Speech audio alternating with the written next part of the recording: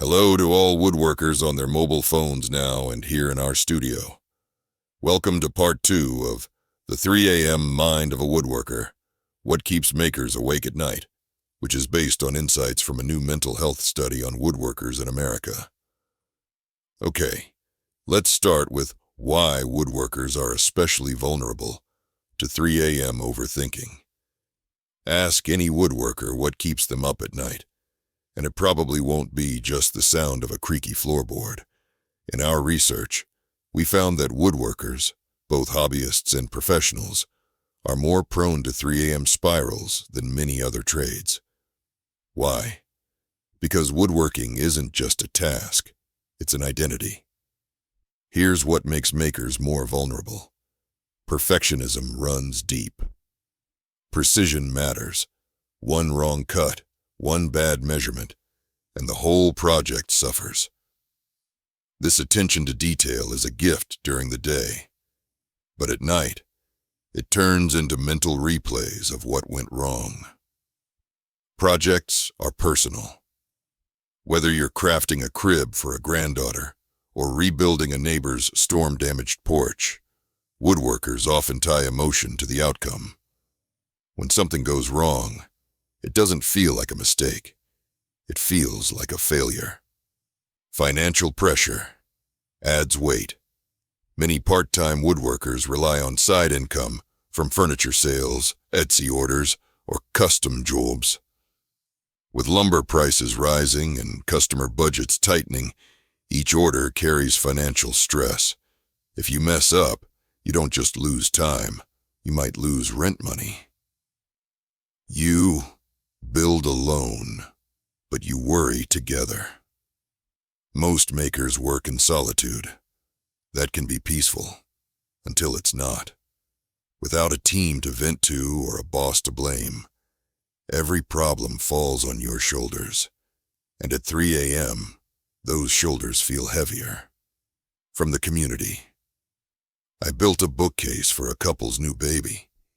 At 3 a.m., I sat up thinking, what if that thing tips over? I double-checked it in the morning, but still couldn't shake the thought. Ray, 52, garage woodworker, Virginia. 4. The link between hands-on craft and mental health. There's something about woodworking that heals, and science backs it up. In our study of over 300 woodworkers across the U.S., we found strong evidence that hands-on crafting activities like woodworking significantly reduce stress, improve focus, and enhance emotional well-being, especially during times of personal or economic hardship. Here's what the research and real people told us. Woodworking calms the nervous system. When you're sanding, carving, or assembling, your body shifts into a meditative, almost trance-like state. This repetitive physical motion lowers cortisol levels and activates the brain's relaxation response. One participant said, "The sound of sanding. It's better than therapy. It restores a sense of control. In uncertain times, job loss, health scares, economic downturns, woodworking gives people something solid, literally, to work with. You can't control the world, but you can control the cut of your next board.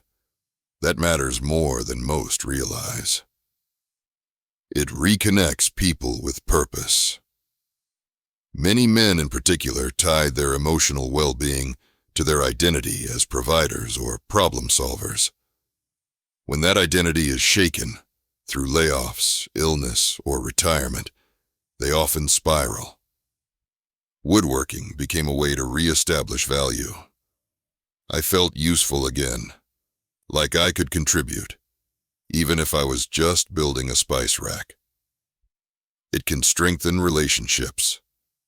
A surprising finding, 43% of respondents said that sharing woodworking with family, especially kids or spouses, helped improve communication, bonding, and mutual respect. It wasn't just about what they built. It was about building something together. Mental health numbers. Worth noting, 68% said woodworking helped them manage anxiety. 54% said it helped them reduce feelings of depression. 72% said they turned to woodworking when overwhelmed or angry. 39% said woodworking literally saved their life during their darkest hours. 5. How to turn late-night overthinking into creative fuel. We've all been there. Lying awake at 3 a.m., mind racing, chest tight, staring at the ceiling like it holds all the answers. But here's the truth. Those 3 a.m. thoughts don't have to trap you. They can be repurposed into your next woodworking project. Why 3 a.m. feels so heavy and creative. At that hour, your brain is wired for emotional processing, not logic. The darkness strips away distraction, amplifies emotion, and focuses your thoughts inward. That's why things feel bigger, heavier, more personal. But for woodworkers, that can also be an untapped creative zone. Some of my best ideas came from midnight frustration, said one respondent in our study. I'd get up, sketch something in the garage, and go back to sleep. What you can do with it. Keep a small sketch pad or digital voice memo next to your bed. When you wake up overwhelmed, dump the thoughts onto paper. Most won't be worth acting on, but one might spark a design you never would have seen in the daylight. Problem to project thinking. If a life challenge keeps looping in your mind, ask, is there something I can build to process this? Stressed about your cluttered kitchen? Sketch a reclaimed wood shelf. Feeling financially stuck? Design a budget-friendly piece to sell locally. Channel energy into sawdust. The next morning, take that restless energy to your workspace. Don't just think. Make. Even rough-cutting scrap wood or organizing your shop helps you physically move through mental gridlock. Practice the 3 a.m. reframe. Instead of letting the worry win, reframe it. If I'm awake, I might as well imagine something useful. You're not a failure for waking up anxious. You're a creative person with more inside than you can hold during the day. That's not a flaw. That's fuel. What can be done? Coping strategies that actually work. Backed by Woodworker feedback. While 3 a.m. thoughts can feel like an inescapable loop, woodworkers in the study shared a number of coping strategies that helped them quiet their minds and reclaim rest.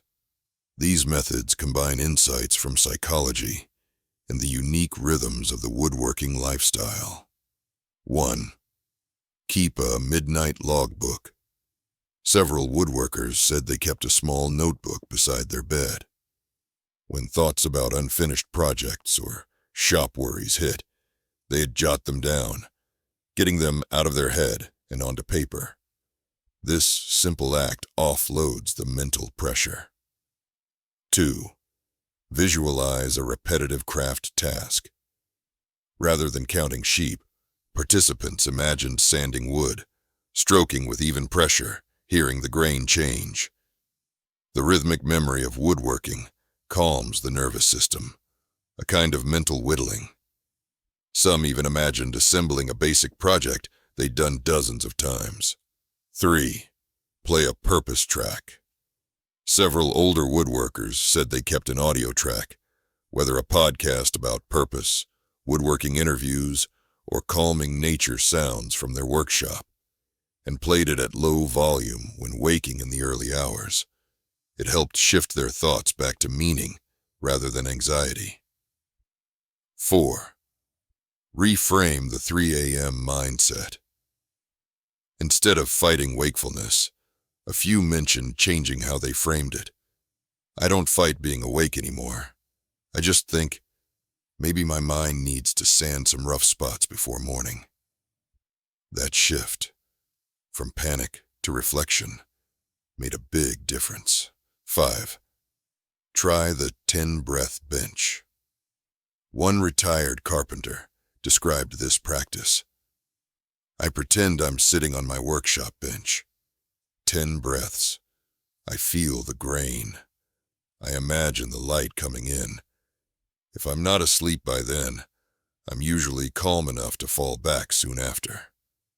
The key takeaway: you're not alone, and you're not broken. Even the steadiest hands in the workshop have felt anxious at 3 a.m. But like any woodworking challenge, with the right tools and mindset, it can be worked through. Okay, that ends part 2 of our The 3 a.m. Mind of a Woodworker. What Keeps Makers Awake at Night series. Please check part 3 of this series and also comment below. We want to hear your thoughts on this issue.